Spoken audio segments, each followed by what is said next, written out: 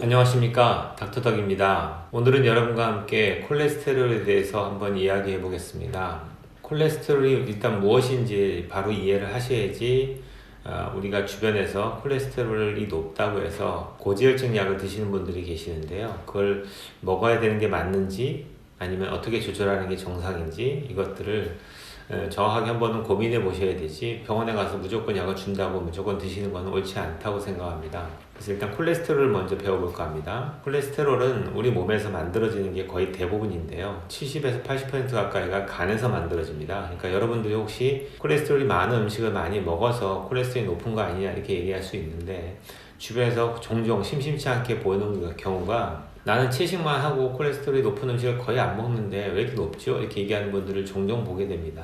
그 이유는 간에서 많이 만들기 때문이죠. 그렇다면 왜 많이 만들까요? 콜레스테롤이 필요한 곳이 많기 때문에 우리 몸에서는 간에서 그 시그널을 받아서 콜레스테롤을 몸에서 만드는 겁니다. 그 얘기는 필요한 곳이 많다라는 얘기죠. 그럼 어디에 쓰여지는지 한번 볼까요? 첫 번째는 우리 몸에 여러 가지 조직을 이루고 있는 것 중에서 원료가 콜레스테롤이 되기 때문에 그 콜레스테롤을 운반해 주는 게, 이제 간에서 만든 것들을 조직 내에 필요한 곳에 전달해 주는 게 LDL 콜레스테롤입니다. LDL 콜레스테롤 하면 나쁜 놈, HDL 콜레스테롤 하면 좋은 놈, 이렇게 얘기도 하는데 이것도 틀린 말입니다. LDL 콜레스테롤은 자기 기능을 하기 위해서 다 만들어진 거죠. 그래서 간에서 만들어진 콜레스테롤을 조직 내로 운반해 주는 기능을 하게 되고요, 운반해서 다 사용했던 것 중에서 필요 없는 것들이 이제 남아 돌게 되면은 걔네들 다시 꺼내서 간으로 되돌려 보내는 게 HDL 콜레스테롤입니다. 그러니까 이론적으로 본다면은 혈관 내에 쌓여져 있는 콜레스테롤을 다시 빼내서 간으로 보내기 때문에 HDL은 좋은 놈, 그 조직 내로 보내는 LDL 콜레스테롤은 나쁜 놈, 이렇게 얘기하는 거거든요. 그거 옳지 않죠. 왜 글로 보내느냐가 문제인 거죠. 혈관에 손상이 있고 인플라메이션 반응이 생기게 되면은 그 손상된 조직을 치료할 원료가 필요하기 때문에 그 원료를 보내지는 겁니다. 그 다음에 콜레스테롤 같은 경우는 여러 가지 지방산도 변화돼 가지고 우리 몸의 에너지로도 사용되어지고요, 그 다음에 세포를 이루고 있는 세포막, 세포의 스트럭처를 만드는 데서 중요한 역할을 하는데, 이때 오메가3하고 오메가6의 개념이 들어가게 됩니다. 오메가3는 좋은 거, 오메가6는 나쁜 거, 이렇게 얘기하시는데요, 그 비율이 중요합니다. 둘 다 필요하죠. 세포막을 구성하고 있는 원료에는 오메가3도 필요하고 오메가6도 필요합니다.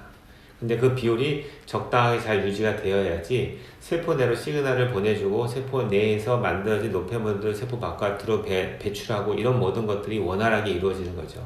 세포가 건강하기 위해서는 이런 원활한 배출과 들어가고 나가고 이런 것들이 원활하게 이루어져야 됩니다. 시그널이 잘 들어가줘야 되고 노폐물이 잘 나가줘야 되고 산소라든지 영양소는 세포 내로 잘 들어가줘야 되고, 이 모든 것들을 할 때 세포막에서 이루어지는데, 그 세포막이 건강하기 위해서는 지방산의 비율이 되게 중요합니다. 그러니까 콜레스테롤이 없어서는 안 되죠. 그리고 호르몬이라고 얘기하는 것들, 우리 몸에서 만들어진 여러 가지 호르몬의 전구 물질이 다 콜레스테롤입니다.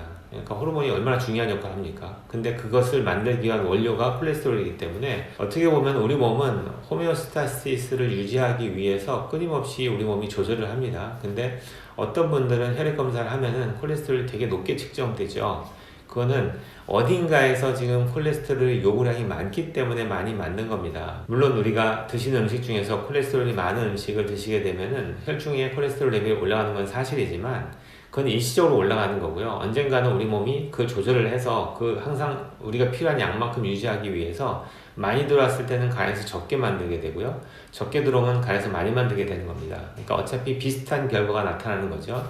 그러니까 항상 주의하셔야 될 거는 콜레스테롤이 높은 환자의 대부분은 염증 반응이 심합니다. 몸 어딘가에서. 그래서 인플라메이션 반응이 심하기 때문에 그 염증 반응을 치료하는 목적으로서 원료가 되는 콜레스테롤을 많이 만들게 되는 거죠.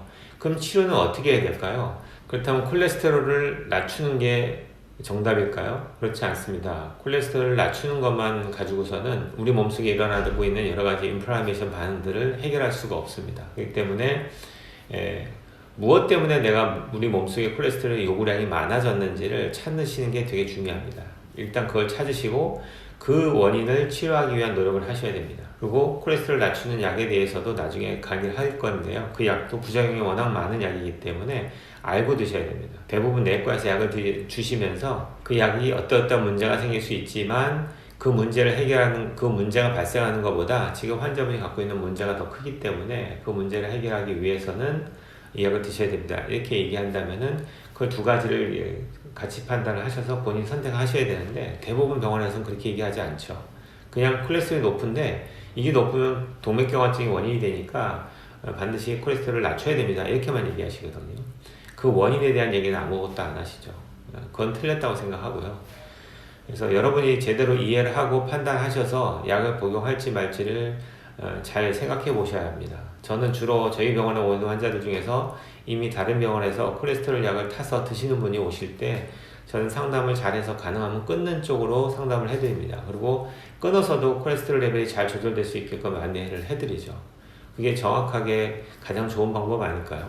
네, 오늘 여기까지 공부하겠습니다. 다음 편에는 좀 더 콜레스테롤을 좀 자세하게 다뤄볼까 하는데요. 콜레스테롤만 한 4편 정도 나올 것 같습니다. 그래서 이제 차근차근히 한번 이제 구별해서 배워보는 시간을 갖도록 하겠습니다. 온 국민이 건강해지는 그날까지 닥터덕은 여러분과 함께합니다.